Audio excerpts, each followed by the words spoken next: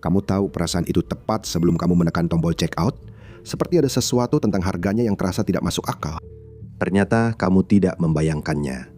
Sebuah juri federal di Manhattan baru saja mengonfirmasinya. Ticketmaster diam-diam menambahkan pajak monopoli tersembunyi sekitar $1.72 pada tiket di tempat-tempat besar di Amerika Serikat. Jadi saat kamu menabung, mengatur anggaran, berusaha keras hanya untuk melihat artis favoritmu, para eksekutif Ticketmaster malah tertawa, menyebut para penggemar bodoh dan secara terang-terangan membanggakan diri karena telah menipu mereka habis-habisan. Ini bukan kejadian sekali saja, ini terjadi setiap kali. Sekarang, Ticketmaster akhirnya mendapatkan apa yang pantas. Bab 1, Stroke $1.72. Pada tanggal 15 April 2026, sesuatu terjadi yang sudah ditunggu-tunggu oleh para penggemar musik live selama bertahun-tahun. Sebuah juri federal di New York memberikan putusan terhadap raksasa hiburan Live Nation dan anak perusahaannya Ticketmaster. Mereka dinyatakan bertanggung jawab karena menjalankan monopoli ilegal atas industri acara langsung dan penjualan tiket, serta melanggar undang-undang anti-monopoli federal dan negara bagian dalam prosesnya. Ticketmaster telah memungut biaya berlebihan dan pada dasarnya mencuri dari para penggemar selama bertahun-tahun. $1.72 per tiket, kedengarannya memang tidak banyak. Bahkan untuk membeli kopi pun tidak cukup. Tapi ini bukan soal satu biaya saja. Ini tentang biaya kecil itu yang diterapkan berulang kali. Itu adalah keuntungan besar murni dari monopoli dan uangnya langsung diambil dari rekening para penggemar. Itu adalah penipuan yang sudah berlangsung selama bertahun-tahun. Live Nation dan Ticketmaster menghasilkan jutaan dolar melalui taktik licik ini. Uang itu masuk ke rekening mereka, bukan ke artis, bukan ke kru tur, tim manajemen, agen, atau bahkan ke tempat yang menjadi tuan rumah acara tersebut. Itulah mengapa keputusan juri sangat penting. Karena ini bukan kekalahan hukum bagi Live Nation dan Ticketmaster. Ini adalah pengungkapan kejahatan keuangan yang sudah berlangsung lama dan selama ini tersembunyi di depan mata. Selama bertahun-tahun para penggemar diperlakukan seperti orang bodoh. Mereka dibohongi, mereka diberitahu bahwa kenaikan harga tiket adalah akibat dari kekuatan pasar yang tidak jelas atau perubahan ekonomi. Mereka ditipu hingga percaya bahwa kenaikan biaya produksi atau artis yang haus uang adalah alasan mereka harus mengeluarkan lebih banyak uang untuk tiket konser. Putusan ini meruntuhkan fondasi yang menopang kebohongan itu. Setelah meninjau ribuan halaman catatan keuangan, buku besar, dan komunikasi internal, juri sama sekali tidak ragu. Ini bukan soal inflasi. Ini bukan soal tuntutan artis. Semua ini tentang Ticketmaster dan Live Nation yang memanfaatkan para penggemar dengan segala cara yang mereka bisa. Bukti menunjukkan bahwa biaya $1.72 itu sama sekali tidak terkait dengan biaya layanan nyata atau inovasi apapun. Ticketmaster dan Live Nation tidak memberikan apapun sebagai imbalan atas uang itu. Itu adalah biaya tambahan yang dipaksakan oleh perusahaan yang tahu mereka punya kendali penuh. Jika kamu ingin menonton artis besar di tempat besar, tidak ada jalan lain, kamu harus membayar. Tapi jika mereka bisa mengambil $1.72 dari setiap tiket dan tidak ada yang menghentikannya, apalagi yang mereka sembunyikan dalam perhitungannya? Bab 2, Roda Gila Kehancuran. Alasan Ticketmaster bisa memberlakukan biaya tersembunyi ini dan membuatnya mustahil dihindari oleh para penggemar adalah karena sesuatu yang disebut roda gila. Itulah yang disebut Live Nation, sebagai sistem mereka secara internal, sebuah jaringan bisnis yang saling terhubung dan inti dari seluruh cerita ini. Dalam pasar yang sehat dan hipotetis, perusahaan-perusahaan memainkan peran mereka masing-masing. Promotor bekerja untuk memasarkan pertunjukan dan mendorong penjualan tiket. Lalu ada perusahaan-perusahaan yang memiliki dan mengelola tempat-tempat di mana para penampil bisa tampil. Lalu ada orang-orang yang bertanggung jawab untuk menjual tiket, dan yang lain yang menangani parkir, layanan tamu, dan sebagainya. Banyak pihak yang berbeda, masing-masing dengan nilai, kebijakan, dan prioritas mereka sendiri. Mereka adalah entitas yang terpisah, tetapi semuanya beroperasi dalam arena yang sama. Mereka bekerja dan bernegosiasi satu sama lain untuk membentuk sistem checks and balances yang kompleks, yang dimaksudkan untuk menjaga harga tetap kompetitif bagi pelanggan. Ketika beberapa perusahaan beroperasi di industri yang sama, mereka secara alami bersaing satu sama lain dan sampai batas tertentu mereka saling mengimbangi. Jika sebuah perusahaan penjualan tiket mengenakan biaya yang tidak perlu, tempat acara mungkin memutuskan untuk tidak bekerja sama dengannya. Mereka punya banyak pilihan lain untuk dipilih bagaimanapun juga. Dan jika seorang promotor bersikap kasar atau mengeksploitasi, artis bisa memilih untuk bekerja dengan yang lain. Atau jika sebuah tempat acara mendapat reputasi buruk, maka penyelenggara tur akan menghindarinya di masa depan. Persainganlah yang memberikan tekanan dan insentif bagi perusahaan untuk beroperasi sesuai standar tertentu. Dan persaingan jugalah yang menjaga harga tetap wajar bagi para penggemar. Para pelaku usaha tahu bahwa jika mereka menetapkan tarif terlalu tinggi, pesaing mereka akan menawarkan harga lebih rendah.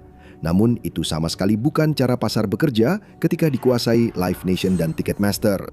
Roda penggerak itu terbuka lebar untuk semua orang lihat selama persidangan dan buktinya sangat mengejutkan. Live Nation tidak hanya berperan dalam industri tiket, mereka adalah industri tiket itu sendiri. Jaringannya yang luas menjangkau setiap elemen dunia hiburan. Mereka mengelola para artis, mereka mempromosikan tur, mereka memiliki kontrak eksklusif jangka panjang dengan tempat-tempat terbesar. Dan tentu saja, melalui Ticketmaster, mereka menjual tiketnya. Live Nation menguasai 86% penjualan tiket resmi di tempat-tempat besar di seluruh Amerika Serikat. Ini adalah sebuah monopoli. Pengaruh Live Nation tidak hanya terasa di penjualan tiket saja.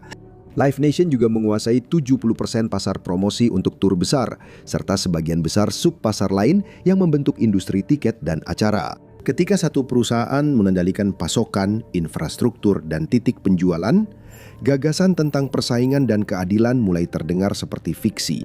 Bagaimana mungkin perusahaan lain bisa bersaing dengan mereka? Jaksa penuntut berargumen selama kasus tersebut bahwa perusahaan baru tidak bisa hanya membuat aplikasi yang lebih baik atau menawarkan biaya yang lebih rendah. Perusahaan itu harus benar-benar membangun tempatnya sendiri dan mengontrak artisnya sendiri hanya untuk bisa mendekati kemampuan untuk bersaing dengan Live Nation. Itulah kekuatan roda penggerak yang sedang berjalan. Setiap bagian memperkuat bagian berikutnya. Dengan memiliki tempat pertunjukan, Live Nation bisa memastikan promosi. Dengan memastikan promosi, mereka menjadi sumber utama untuk penjualan tiket. Dan dengan mengelola sebagian besar penjualan tiket, mereka bisa mempertahankan kendali atas tempat pertunjukan. Roda itu pun kembali ke titik awal. Perusahaan bisa mengontrak artis baru dengan kesepakatan manajemen, lalu menggunakan divisi promosinya untuk mengatur pertunjukan bagi artis itu di tempat-tempat milik Live Nation di seluruh Amerika. Tempat-tempat itu kemudian bisa dipaksa untuk menggunakan Ticketmaster sebagai satu-satunya platform penjualan tiket, dan pajak monopoli $1.72 itu bisa dengan mudah diberlakukan. Semua ini bukanlah sebuah kecelakaan atau akibat dari kondisi pasar. Ini adalah sistem yang sengaja dijadikan alat untuk menjebak konsumen. Para eksekutif tahu persis apa yang mereka lakukan selama ini, dan ini menjadi personal. Bab 3, rekaman Slack yang bocor. Pada bulan Maret 2026, serangkaian dokumen pengadilan mengungkapkan komunikasi rahasia di Slack antara para eksekutif tiket Live Nation. Di antara pesan-pesan itu terdapat pesan dari Ben Baker, kepala penjualan tiket untuk venue Live Nation. Pesan-pesan tersebut mengungkapkan kenyataan pahit tentang para petinggi di perusahaan dan bagaimana mereka memandang pelanggan mereka. Dalam salah satu pesannya, Baker berkata, "Orang-orang ini sangat bodoh. Saya hampir merasa bersalah memanfaatkan mereka." Dia juga mengakui, kutip, "merampok mereka habis-habisan bro, dan merasa senang memberlakukan biaya yang sangat tinggi untuk layanan yang paling dasar sekalipun." Kutipannya, "Saya mengenakan biaya $50 hanya untuk parkir di atas rumput. Ngakak." Baker mengatakan dalam salah satu percakapannya dengan rekan kerja Live Nation, Jeff Weinhold, sambil menambahkan, "Saya mengenakan biaya $60 untuk parkir di rumput yang letaknya lebih dekat." Baker dan karyawan tiket lainnya bertanya-tanya, seberapa tinggi mereka bisa memasang harga untuk berbagai kelas parkir sambil tetap membuat orang mau membayarnya. Dia bercanda tentang bagaimana parkir untuk kendaraan besar tersedia seharga $100, sementara Jeff Weinhold kemudian menetapkan tarif $250 untuk parkir VIP di acara lain. Membela dirinya di pengadilan, Baker berargumen tidak ada alasan untuk bahasa tersebut yang dia gambarkan sebagai ucapan yang sangat disesalkan dan kekanak-kanakan. Tapi dia berargumen bahwa dia hanya mengungkapkan keterkejutannya atas seberapa banyak orang bersedia membayar untuk layanan yang sebenarnya tidak mereka butuhkan. Dan bukan hanya bahasa dalam pesan-pesan itu yang mengejutkan orang-orang, tapi juga budaya di baliknya. Bocoran itu menunjukkan kepada seluruh dunia apa yang dipikirkan Baker dan rekan-rekan eksekutifnya tentang para pecinta musik dan pengunjung acara. Pesan-pesan mereka tidak membahas cara memberikan layanan berkualitas, harga yang adil, dan pengalaman bagi penggemar biasa. Mereka tidak membicarakan bagaimana meningkatkan merek mereka. Ini semua hanya soal menghasilkan uang. Ini tentang eksploitasi yang diikuti dengan ejekan. Setiap perusahaan memang ada untuk mencari keuntungan, tapi metode yang dijelaskan di dalam Live Nation benar-benar berbeda. Dengan kendali monopoli atas pasar, Live Nation tidak punya insentif untuk menahan diri. Sebaliknya, mereka justru menerapkan apa yang digambarkan para kritikus sebagai taktik pemerasan lewat biaya tambahan yang menaikkan harga segala sesuatu di sekitar tiket itu sendiri. Bukan hanya tiket dan transportasi saja. Para penggemar dibebani dengan daftar biaya tambahan yang terus bertambah, mulai dari parkir premium, naik ke kelas VIP, tambahan, paket bonus, hingga opsi ekstra lainnya. Itu tidak pernah berhenti. Daftar itu terus bertambah panjang dan harganya pun semakin mahal. Para eksekutif ini bukan hanya serakah, mereka memandang pelanggan mereka dengan penuh penghinaan dan berpikir bisa lolos begitu saja.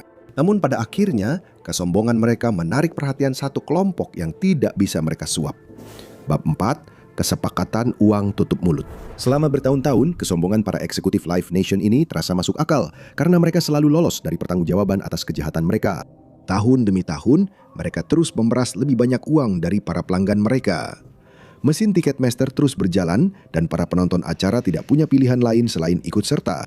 Namun pada Mei 2024, semuanya runtuh. Departemen Kehakiman Amerika Serikat bersama dengan 30 jaksa agung negara bagian dan distrik mengajukan gugatan anti-monopoli. Mereka menuduh bahwa Live Nation memegang monopoli yang tidak adil dan melanggar hukum di sektor acara langsung. Beberapa jaksa agung lain yang mewakili negara bagian lain kemudian bergabung dalam gugatan tersebut. Akhirnya, tampaknya perusahaan itu benar-benar akan menghadapi konsekuensi. Kedua belah pihak membutuhkan waktu untuk mempersiapkan kasus mereka. Tetapi pada 2 Maret 2026, persidangan secara resmi dimulai.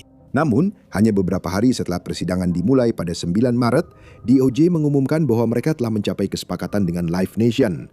Perusahaan akan membayar dana penyelesaian sebesar $280 juta yang kemudian akan dibagi di antara negara bagian yang berpartisipasi. Bagi orang biasa, 280 juta terdengar seperti jumlah yang sangat besar. Tapi bagi perusahaan yang benar-benar menghasilkan miliaran dolar pendapatan setiap tahun, jumlah itu nyaris tidak berarti apa-apa. Data dari tahun 2023 menunjukkan bahwa Live Nation melaporkan pendapatan sebesar $22,7 miliar hanya dalam tahun itu saja. 280 juta itu kurang dari 1,5% dari pendapatan tahunan perusahaan. Itu seperti seseorang mendapat tilang parkir $600, padahal penghasilannya $50.000 setahun. Itu nyaris tidak terasa seperti hukuman dan juga tidak tampak sebagai bentuk pencegahan apapun. Jika Live Nation tahu mereka bisa lolos dengan menipu orang dan hanya perlu mengembalikan sebagian kecil dari keuntungannya, maka mereka akan terus melakukannya. Itu bukan hukuman, itu hanya biaya menjalankan bisnis. Itu adalah cara bagi korporasi untuk mempertahankan monopoli mereka, mencegah penyelidikan lebih lanjut terhadap taktik licik mereka, dan kembali menjalankan bisnis eksploitasi. Kecuali itu bukan yang terjadi, karena ketika DOJ gagal bertindak, negara bagian masing-masing yang mengambil alih peran tersebut. Koalisi bipartisan yang terdiri dari 34 jaksa agung negara bagian melihat penyelesaian pemerintah federal dan secara kolektif menggelengkan kepala. Mereka tidak tertarik hanya memberikan teguran ringan kepada Live Nation. Mereka paham bahwa denda kecil bukanlah cara untuk menghancurkan monopoli.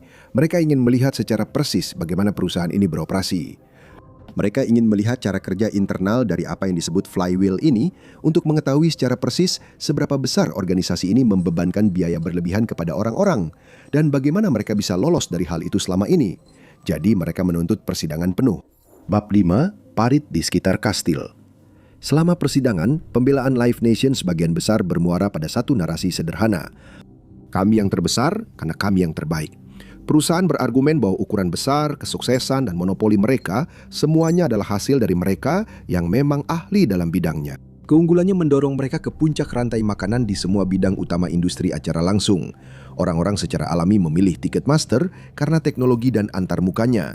Ketika para artis ingin merencanakan dan mempromosikan tur mereka, mereka memilih Live Nation karena jangkauan global dan rekam jejaknya yang sudah terbukti. Itu adalah argumen yang meyakinkan, tetapi tidak bertahan saat diteliti lebih lanjut. Bukti menunjukkan bahwa Live Nation sebenarnya tidak benar-benar mengandalkan keunggulan atau kualitas layanannya untuk mempertahankan pangsa pasar yang besar. Sebaliknya, mereka mengandalkan tindakan balasan. Setelah menganalisis 257 tempat pertunjukan utama di seluruh Amerika Serikat, tim penuntut menemukan pola yang jelas dan konsisten dari tindakan intimidasi perusahaan. Jika sebuah tempat pertunjukan mempertimbangkan untuk memindahkan kontrak tiketnya ke salah satu pesaing Ticketmaster seperti AEG atau SeatGeek, Live Nation pada dasarnya akan mengancam mereka. Mereka akan memberikan pesan seperti, jika Anda tidak menggunakan Ticketmaster, maka artis-artis kami tidak akan tampil di tempat Anda. Dengan mengendalikan atau membatasi akses ke talenta papan atas, Live Nation mampu memeras tempat-tempat pertunjukan. Satu bukti kesaksian penting menunjukkan bahwa Live Nation tidak hanya bersaing dengan tempat-tempat pertunjukan, tetapi juga secara aktif melacak mereka. Ketika sebuah tempat pertunjukan independen mulai mendapatkan momentum, menjual lebih banyak tiket dan melampaui ekspektasi, para eksekutif diduga akan turun tangan. Mereka akan menggunakan taktik agresif untuk mengalihkan tur dari tempat tersebut atau menekan mereka agar bergabung dengan sistem Ticketmaster. Mereka akan menggunakan cara apapun untuk mencegah pesaing sedikit pun mengusik pangsa pasar mereka. Sayangnya bagi Live Nation, juri langsung tahu apa yang sebenarnya terjadi dan itu mengarah pada keputusan bersejarah yang bisa memicu eksekusi korporasi terbesar dalam sejarah modern. Bab 6. Keruntuhan korporasi. Putusan itu bulat dan sangat menghancurkan bagi Live Nation. Juri memutuskan bahwa perusahaan dan anak perusahaannya Ticketmaster bertanggung jawab atas semua tuntutan hukum federal dan negara bagian terkait perilaku monopoli dan pembatasan perdagangan secara ilegal. Di dunia korporasi, putusan seperti itu adalah hukuman mati. Namun kasus sebesar ini sangat rumit dan membutuhkan waktu lama untuk mencapai kesimpulan akhirnya. Bahkan ketika juri sudah mengeluarkan putusan mereka, itu belum tentu berarti semuanya selesai. Live Nation masih memiliki hak untuk banding dan kemungkinan besar akan melakukannya. Tetapi membatalkan keputusan juri mungkin akan sulit. Ada terlalu banyak bukti yang membangun gambaran jelas dan rinci tentang bagaimana perusahaan beroperasi. Pada akhirnya, pengadilan akan memutuskan bagaimana memperbaiki kerugian dan memberikan kompensasi kepada mereka yang terdampak.